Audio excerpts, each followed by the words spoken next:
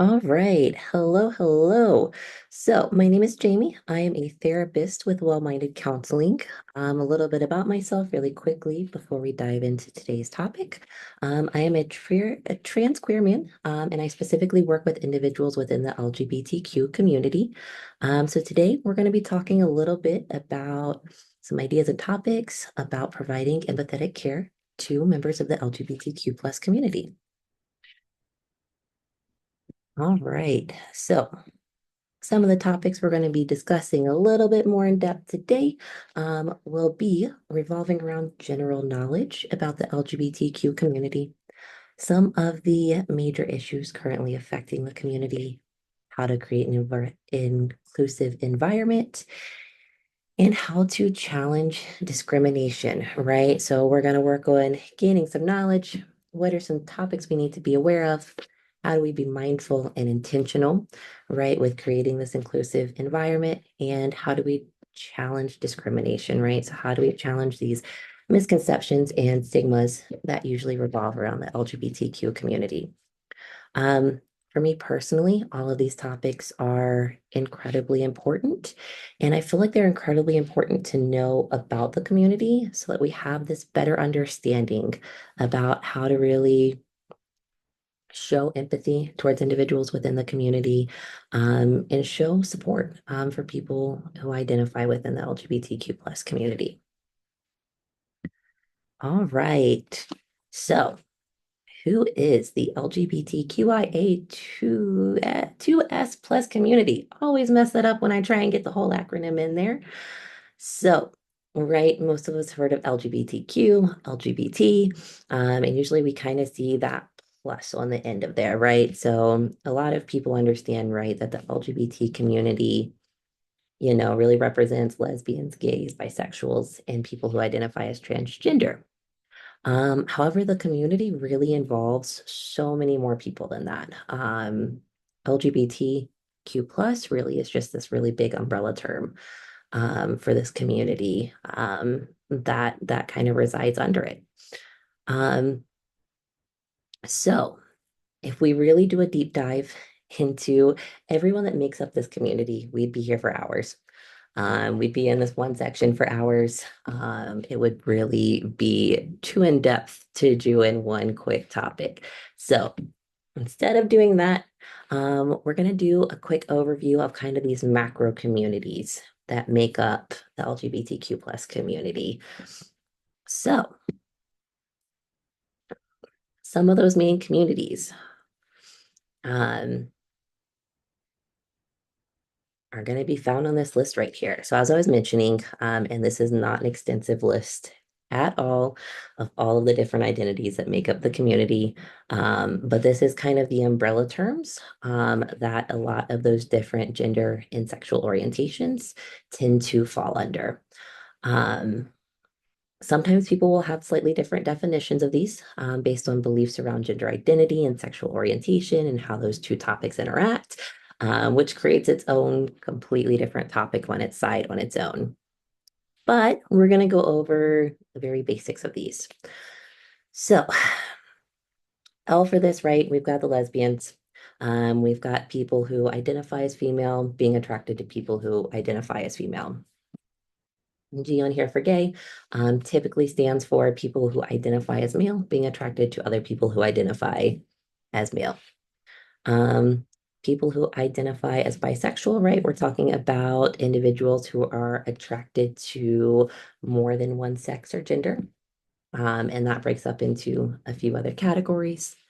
For transgender, right? We're talking about individuals who identify as a gender that is different than the gender that they were assigned at birth. And we're talking about people who identify as queer.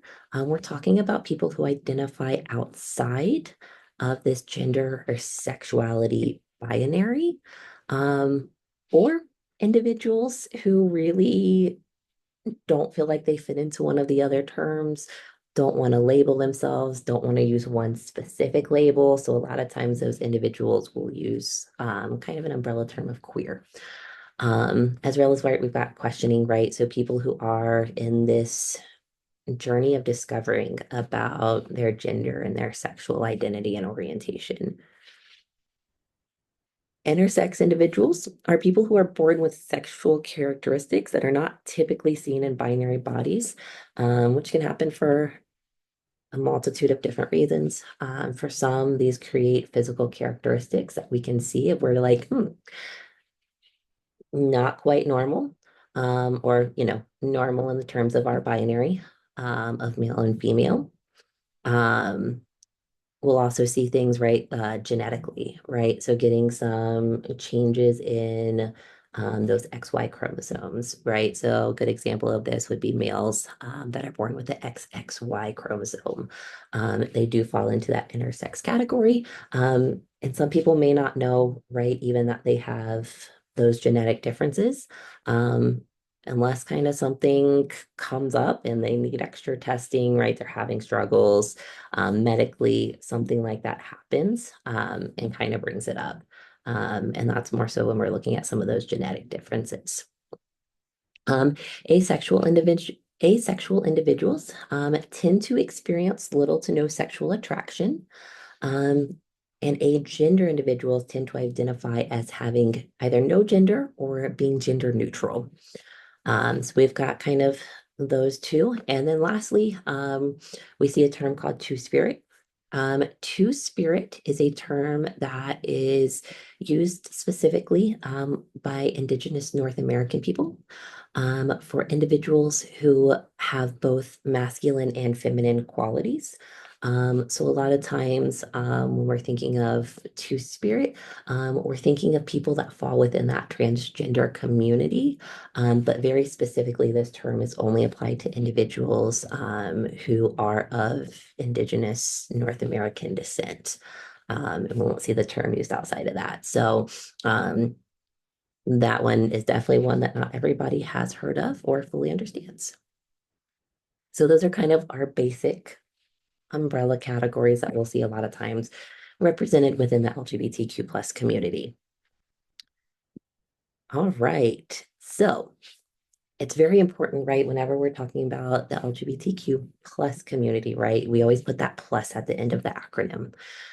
That plus is important because, like I was saying, right, there are so many individuals within this community that identify outside of that main acronym, um, or who don't feel like one of those terms exactly describes them, right? Or who want to be described a little bit differently, or who fall into one of the micro communities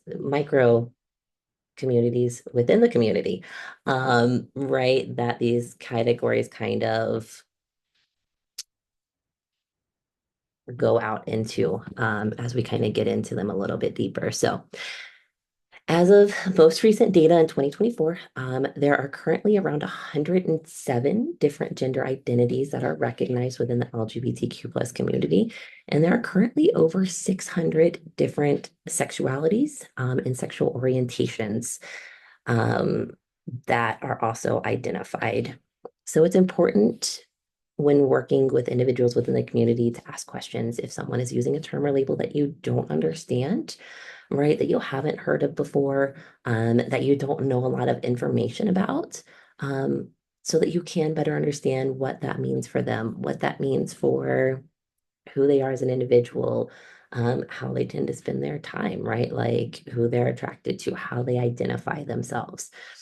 And this allows us just to always keep learning, keep growing, because this is a community that never stops growing, right? This community always has this goal of how do we become more inclusive? How do we make everybody feel like they are being seen and heard? Right? Which means that there's always new terms coming up. There's always new ways of describing, explaining, identifying that we need to keep up with. And sometimes the best way to do that is simply just to ask questions. So, kind of put together this little slide right here that will show some of those other communities, right? These first ones we had on here, right? Lesbian, bisexual, transgender, gay, some of the other ones that we haven't talked about yet, right? Like we've got non-binary individuals, gender fluid, bigender, agender, asexual, pansexual, gender queer, aromantic, polysexual, intersex, demisexual, um, We've got gray sexual, demi girl, demi boy, pangender, trigender, omnisexual. You'll also a lot of times within the LGBTQ community see the bear community, the leather community, right? And this community of people who are polyamorous, right? So you'll see the polyamory symbol in here as well. And like I said, right, like this isn't even going to cover the basics. Like this is just the basics. This isn't really going into in depth into every identity that somebody could have. This just kind of gives a little bit more of a vast view of some of these more recognized kind of communities that we have. All right, so this is kind of where we get into this topic of what are these issues affecting the LGBTQ community right now? And there's always some issues around the community, um, much like any kind of minority community that we have.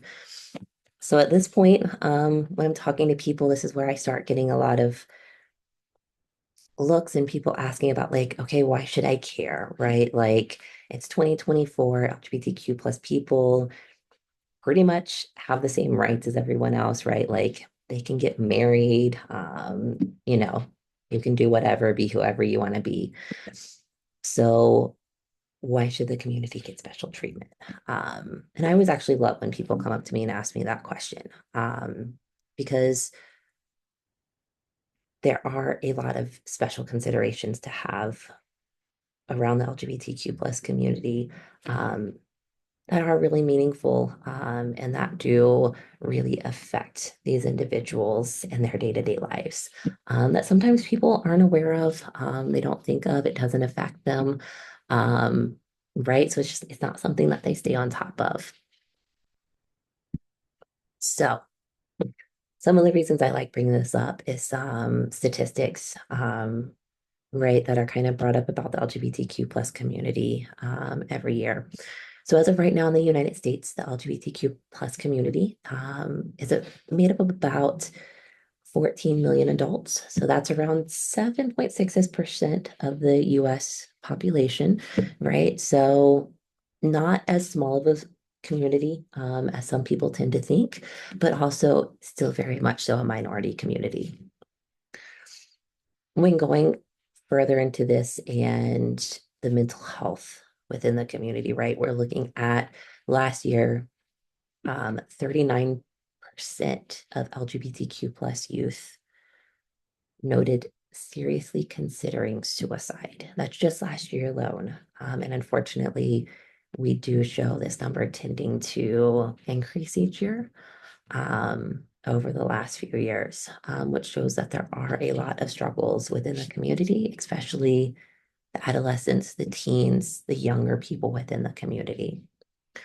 Um, Out of those people that contemplate suicide, we see 1 in 10 people actually have a suicide attempt last year. Right. I mean, that's 10% of these individuals. That's a pretty high statistic, especially when looking at that compared to um, cisgendered, heteronormative kind of community. Um, Looking a little further into LGBTQ youth, less than 40% of LGBTQ plus youth report having an affirming home, right? So less than 40% of them find that they have parents who are understanding and who are welcoming of who they are, that they have individuals that they can go to, that they can talk to, that can be there for them. And that's a difficult statistic right there in itself to look at. And then we also see overall within the United States, within the community, 17% of the community reported experiencing homelessness at some point so far throughout their life. Also, a very important statistic to know, right? This is a community that is very, very greatly affected by homelessness, by mental health concerns, by suicidal thoughts, um, by not having their family support. And that really does impact an individual and their overall well-being and who they are. Um, Right. So continuing on with some more statistics. So over the last year, we saw an increase in physical attacks based on gender. Right. So we saw these attacks based on gender actually increase by 32.9%. We saw attacks based on somebody's sexual orientation increase by 13.8%. Right. So there is a safety concern that comes with gender identity and sexual orientation and sexual identity. Um, it's not always the most safe thing in our communities, unfortunately.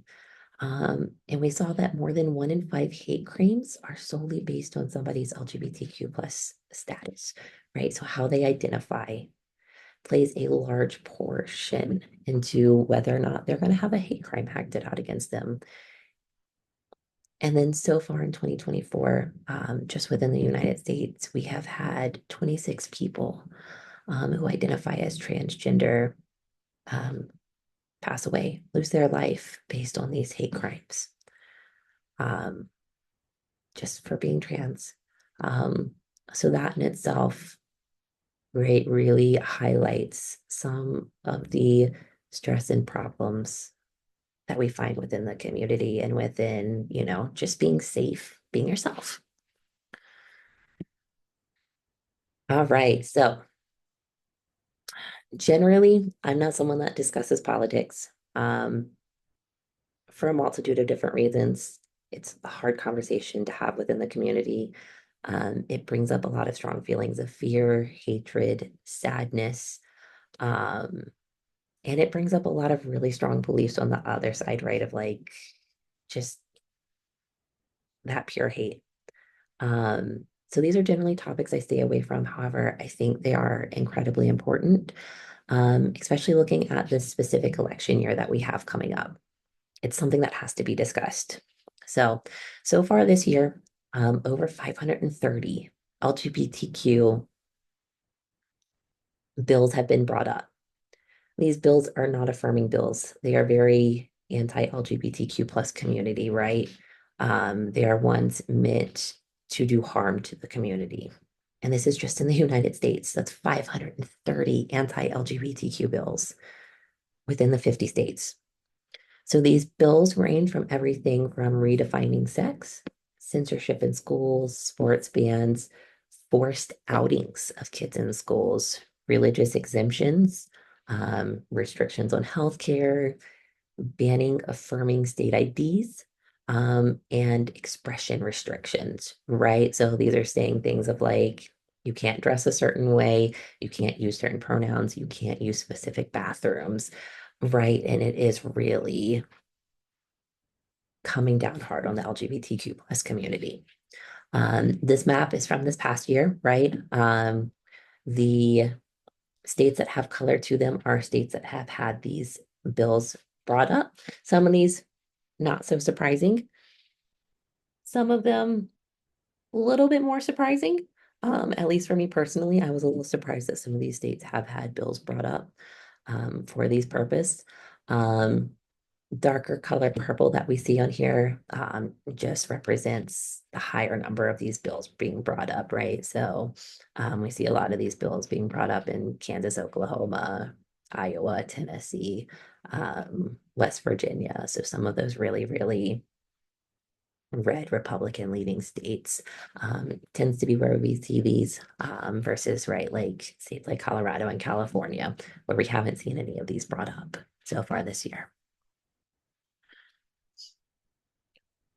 All right. So honestly, one of the biggest threats within the LGBTQ plus community currently um, is a platform that is being pushed. Like I said, I generally don't get into politics.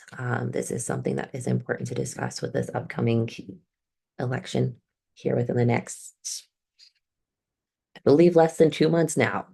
Right. So this is the Project 2025 platform. Unfortunately, this is a platform we see really being pushed by very extremist Republicans for the most part. I apologize if I'm calling anybody out, but that tends to kind of be the community that we see this project being pushed by. So anyone that doesn't know what Project 2025 is, I'll give a really fast overview. I don't want to get deep into it. It is a huge document.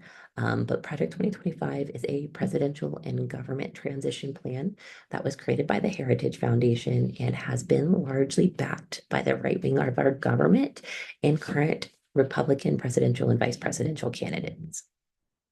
It's a over 1,000 page project, right? So this thing is huge. Um, that outlines so many different things that would affect so many different groups of people within our country. Very specifically, when we're looking at the LGBTQ community, some of the things it outlines includes eliminating protections for LGBTQ plus people, erasing all LGBTQ plus inclusive language from our government, removes marriage equality, removes the current bans that the government has placed on conversion therapy, bans all LGBTQ plus curriculum in schools, blocks affirming healthcare for LGBTQ plus people, allows for workplace discrimination, publicly outs all people who identify within the community, removes children from LGBTQ plus parents and families, and labels transgender people as sex offenders. Right. So this would effectively destroy the LGBTQ plus community in the United States. It would take away every freedom and right that we've worked for over the last 50 years. So this is a very, very real threat. And this is why I think it is so important to bring up. And it is something right now within the community that is causing a severe amount of anxiety, stress, depression. Um, right? All of these struggles are coming up from it because there is so much fear around what happens if this does come to light? What happens if this does become my future? Because that is terrifying.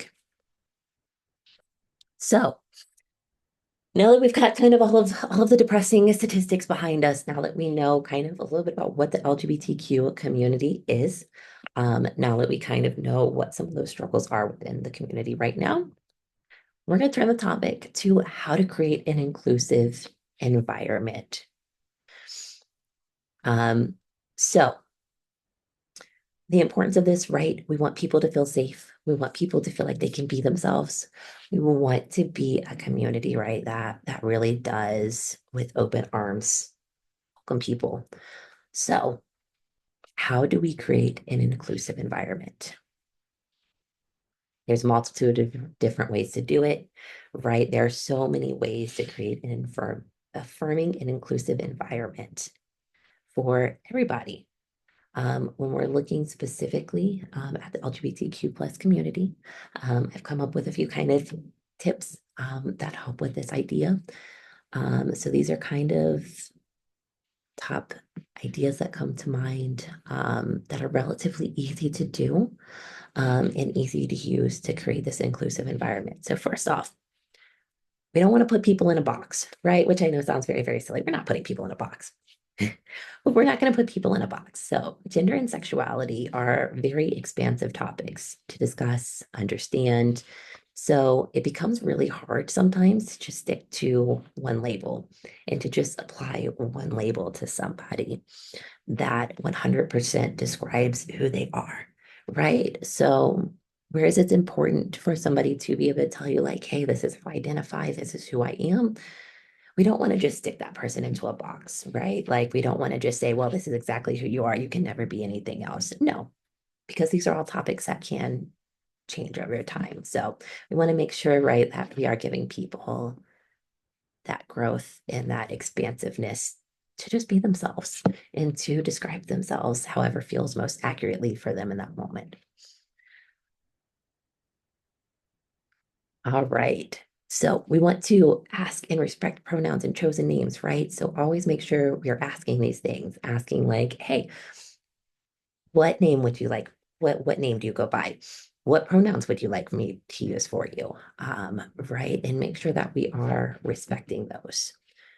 Um, when talking to people, use neutral language, right? So, for example, instead of saying, hey guys or hey ladies, switch up your language to just saying, hey everybody, how's it going? Right? So, removing those gender words from our language really helps to create an inclusive environment so everybody feels seen. Right, one that can be used a lot of time is ma'am and sir. We pull that out of our language, right? Because sometimes a voice doesn't accurately tell you somebody's identity. Um, right, and that goes for our trans and cisgender community alike.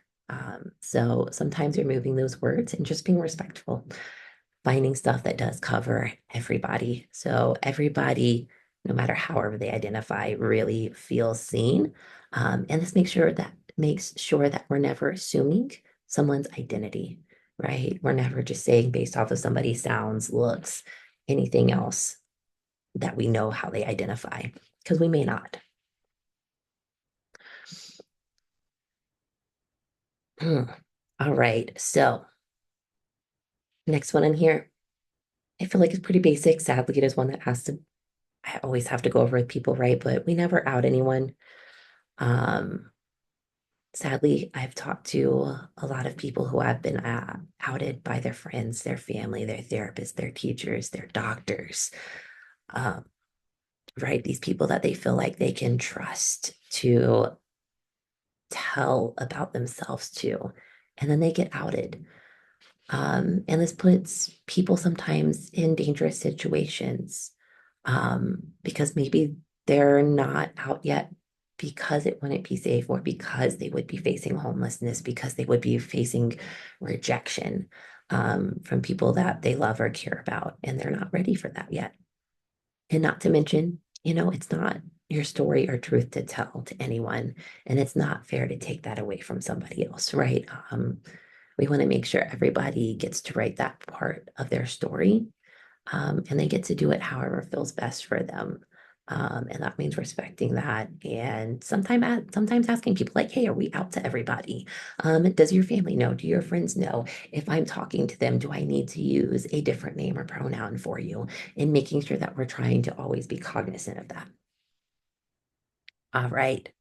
So, um, right, we've already talked about don't assume anything, right? Don't assume we know anyone. Don't assume we know their gender based off of appearance, anything like that. Always ask. Be a good ally to the community, right? For people who aren't in the community, even for people who are, be a good ally, right? Make it known that you're a safe space for people in the community. I'm always one of the first people to say, hey, like I love LGBTQ people. I'm a part of the community. I'm safe. I'm a safe spot for you to come and be yourself. And I feel like that's really helpful. And for the people that I meet that aren't a part of the community, I love it when they do let that be known of, hey, like I'm someone where you're safe to just be yourself, no judgment, and I'll just love you. And it makes a huge difference, right? So, some ways that we can do this: introducing yourself with your pronouns, that gives the other person that opportunity also to introduce themselves with their pronouns if they want to, right? Volunteer within the community, put up a pride flag at your house, your place of work, on your car, right? Like on your backpack, if you carry one around, put a pride pin on it. Do something to show your support, and that you hold a safe space for others. The statistics and ideas we've talked about today don't even fully cover everything there is to know about the community, right? And the hardships that are going on right now. So it's so important. Stay educated, do some research, right? Like, don't just assume things. Read, watch all different types of media, talk to people, ask questions, seek out people within the community to learn more. Um, because the community is always growing, it's always changing. There's always room even for people within the community to continue learning, and to continue that growth. And then lastly, have an open mind, and try to check your judgments as they come up, right? It's hard enough to be open about yourself to others, and to share some of this information about who you are with other people around you. So be open-minded when someone opens up to you, right? Don't judge them, um, and just try to get to know more about them and why that's important to them, and why they identify that way and what that means to them. All right. So now we're kind of getting to our last kind of part of the presentation. So challenging our biases. So there are a lot of biases around the LGBTQ plus community and who makes up the community. A lot of times, people can hold prejudices and stereotypes without even realizing it. Homophobia and transphobia still remain very unconscious forms of bias and can be hard to challenge and notice, sometimes even for people within the community, right? So, always something to have in mind. A lot of times, these come from community-based ideas, how we were raised, different environments we were raised in, who we were raised around, can come from a multitude of different things. And sometimes it's just kind of this message that we're given, and it's so unconscious that it just kind of remains there. So it is incredibly important to pay attention to your thoughts and beliefs, and challenge any of these thoughts that may be negatively biased. Um, and that may not be entirely accurate or fair, right? So you may be wondering how you recognize these, how you challenge them. I know this can be a challenge for most people. So came up with a few quick little tips on how to recognize and challenge biases. So first, if you hear comments about a community or person, ask yourself how you would feel if you were in their situation, or if someone were to say this comment about you, right? Like, would that make you feel negative? Would that make you feel badly? If so, why? And is that something then that we should be allowing to be said about others? Engage in mindfulness and meditation, right? Engaging in these acts can be incredibly helpful and insightful for looking at your own thoughts and why these may be there, right? So, really taking time to reflect on, why am I thinking this? Do I have any of these opinions swirling around in my brain that maybe I do really need to go and challenge and look into? Um, Take time to educate yourself about communities that are different than yours, right? I feel like that's been a big topic that I've mentioned a few times in here, right? But like, educate yourself, learn about the history of people that are different from you, learn about the history of the community, how we got to where we are, what that fight has looked like so far, because it's been a fight. Um, and then lastly, talk to others, ask about their experiences, ask them about what is important to them about their community, right?